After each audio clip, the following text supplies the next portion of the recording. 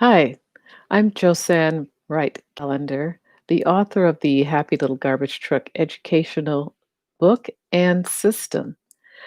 We have been talking about different feelings, sensations in the body, how the physical touch, breathing, and heart rate all are different internal sensations that a child can track. And the reason that we've been having these conversations is leading up to the point where we can talk with a child and have the child feel comfortable about articulating what they're feeling through each of these little activities, pressure, uh, um, heart rate, breathing, and physical, how they feel inside after getting thirsty or hungry. All of these activities are to increase the communication skills of the child so that they will have words to connect with the feelings that they're having. Because we're getting into the area, which is what we're leading to, of talking about emotions as a feeling. And so this is where we help a child become the detective and to know what's actually happening inside when they're feeling different emotions. And we could start with a strong emotion like anger. And the way that we've done it in the past in my classroom was to just chart all of the things that a child might feel when they are feeling angry. They could be stating that they feel a headache, or their heart starts beating faster, or it could be that their fists are clenched, or their face gets really tight, or they might even have a headache or a stomach ache. Um, Simultaneously, could be a couple of things. And this is when you use the body chart to show, oh, does it hurt here? And then, they can actually relate to it because they're thinking about it. But when you use the body chart, it actually helps make it more visual. They could say that I shake when I start getting angry, or it could be yelling, screaming, and crying. Those are all, sometimes a child might just use a loud voice, but you can tell if the child is usually pretty um, at a even kill. When their voice gets louder, you know that they're getting angry or angrier. Uh, Pacing is another pattern that I've seen in some children.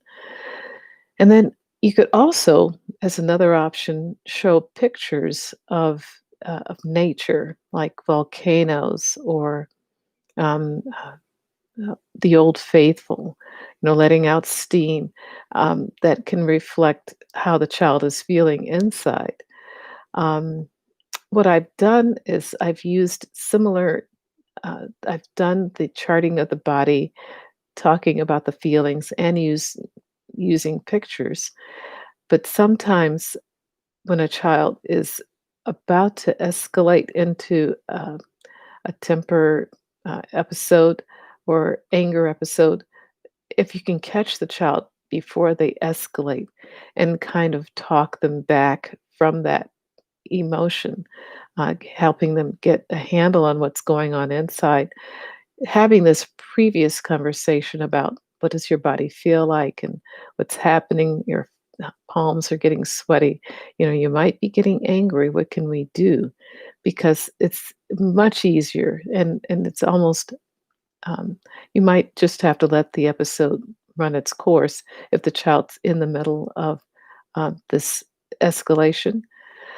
But if you can approach the child as before they get to that heightened state of anger, you might be able to offer some of these discuss topics on how their body feels to kind of bring them into the awareness of what's going on. It depends on the child, but I've talked with a child as I could see this happening. It's like the most important thing is catching the child before they escalate, catching this episode before it gets to the heightened sense of, it's just, you're just going to have to let it run its course.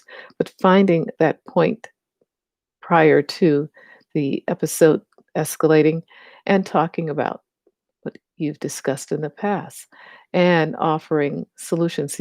Maybe, take some deep breaths, you know, blow out the candles, smell the flower, and things of that sort that we've talked about that can, and actually just being aware that this is happening inside gives the child control and some sense of being able to turn that tide themselves.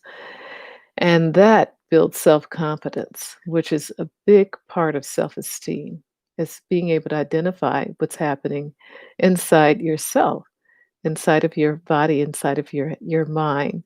And I think in the long term, it takes a while, but a child becomes more and more in control of these feelings and can articulate, not so much controlling what's happening, but they can actually feel what's happening within themselves and express those emotions, which helps to diffuse a lot of those emotions before they get to the escalation point. So, we'll talk more about feelings and emotions in our next conversation. Until then, thank you for being here and watching our vlog. And please subscribe. Thank you so much. Okay, bye bye.